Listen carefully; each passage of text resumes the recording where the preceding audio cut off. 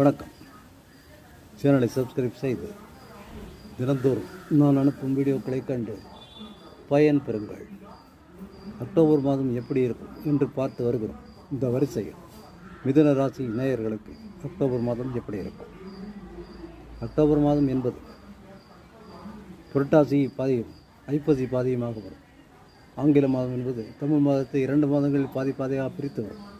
எனவே இந்த மிதுன ராசிக்கு முதல் 15 நாட்கள் ஒரு மாதிரியும் அப்புறம் 15 நாட்கள் ஒரு மாதிரியும் இருக்கும். ஆனாலும் கூட மிதுன ராசிக்கு அதிர்ஷ்டமாக சூரியன் 4ஆம் இடம் 5ஆம் இடம் என்று செல்வதால் அக்டோபர் மாதம் முழுவதுமே 1ஆம் தேதியிலிருந்து 30ஆம் தேதி வரை 31ஆம் தேதி வரை மொத்தமாக மிதுன ராசிக்கு மிக நன்றாகவே இருக்கும். 3 கூடிய சூரியன் மிக அருமையாக 4ஆம் இடம் 5ஆம் இடம் என்று சஞ்சரிப்பதால் இவர்களுக்கு வெற்றி மீது வெற்றி கிடைக்கும்.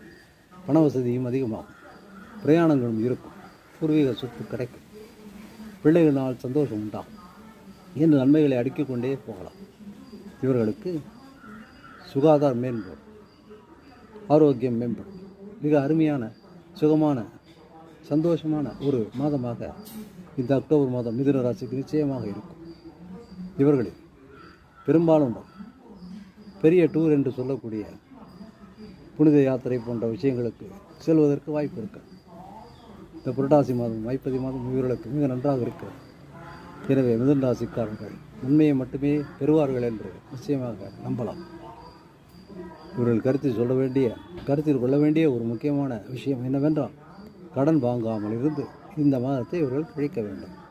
கடன் வாங்கும் வாய்ப்புகள் வந்தால் அதை தட்டிவிட்டால் வருமானம் வந்துவிடும்.